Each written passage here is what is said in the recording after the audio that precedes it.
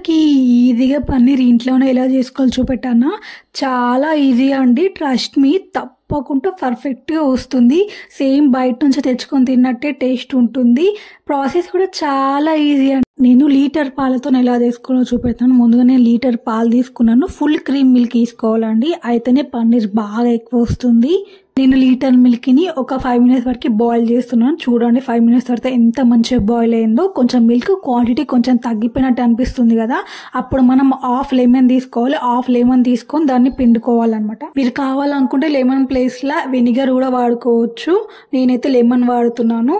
నేను నిమ్మకాయ పిండుకున్నాక అలానే ఒక 2 minutes వరకు బాయిల్ కానిచ్చాను. 2 minutes తర్వాత చూడండి ఎంత మంచిగా పాలు పలగాయో. చూసారా, మొత్తం పాలన్నీ పలిగిపోయినాయి కదా.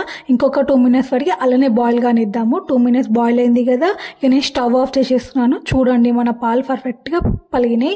దీన్ని ఇక మనం పన్నీర్గా ఎలా చేసుకోవాలో చూపెడతాను.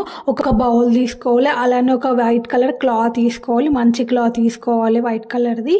తర్వాత ఇక మన పాలు పలిగినవి ఉన్నాయి కదా, అలా కొన్ని వాటర్ ఉంటాయి కదా, ఆ వాటర్ అనే పారవేసేసి ఫ్రెష్ వాటర్ ఒక గ్లాస్ పోసుకొని నేను వాష్ చేసుకుంటున్నాను. ఏమైనా డస్ట్ ఉంటే వెళ్ళిపోదాం కానీ. ఒకసారి వాష్ చేసుకున్నాక మళ్ళీ పన్నీర్ని వేసుకొని అంతా క్లాత్లోకి వేసుకుంటున్నాను. చూడండి వాష్ చేసుకుని నేను వేసుకుంటున్నాను. వేసుకున్నాక మళ్ళీ ఇంకొక గ్లాస్ వాటర్తో వాష్ చేసుకుందాం. దానివల్ల మంచిగా వాష్ అయిపోతుంది. మంచిగా నీట్ పన్నీర్ వస్తుంది అనమాట. ఫ్రెష్ పన్నీర్, మంచిగా క్లీన్ పన్నీర్ వస్తుంది. వాటర్ మొత్తం కిందికి వచ్చేసాయి కదా, కొంచెం లైట్గా వాటర్ ఉంచండి. కొంచెం లైట్గా వాటర్ ఉంచుకుంటే పన్నీర్ ఏమో మంచిగా సాఫ్ట్గా వస్తుంది. మంచిగా టైట్గా కట్టేసి దానిపైన వెయిట్ ఏమన్నా పెట్టాలి. చూడండి నేనైతే ఇలా వెయిట్ పెడుతున్నాను. వెయిట్ పెట్టి ఒక 1 hour వరకు అలానే ఇడిసబెట్టేయండి. 1 hour తర్వాత చూడండి మన పన్నీర్ ఎంత బాగా రెడీ అయిపోయిందో. అంతే అండి, మన పన్నీర్ రెడీ అయిపోయింది. చూడండి ఎంత సాఫ్ట్గా ఉందో. దీన్ని వండుకొని తింటే హెల్త్ కూడా చాలా బాగుంటుంది. బయట పన్నీర్ అయితే అంతా ఈ మధ్య కల్తీయే అండి.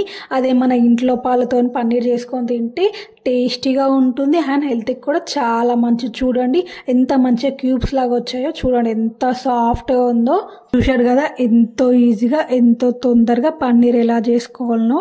వీడియో వస్తే లైక్ చేయండి, షేర్ చేయండి అండ్ సబ్స్క్రైబ్ కూడా చేసుకోండి. మరి కొత్త వీడియోతో మళ్ళీ వస్తే ఏమైనా వీడియోస్ కావాలంటే కామెంట్ చేయండి. Bye friends.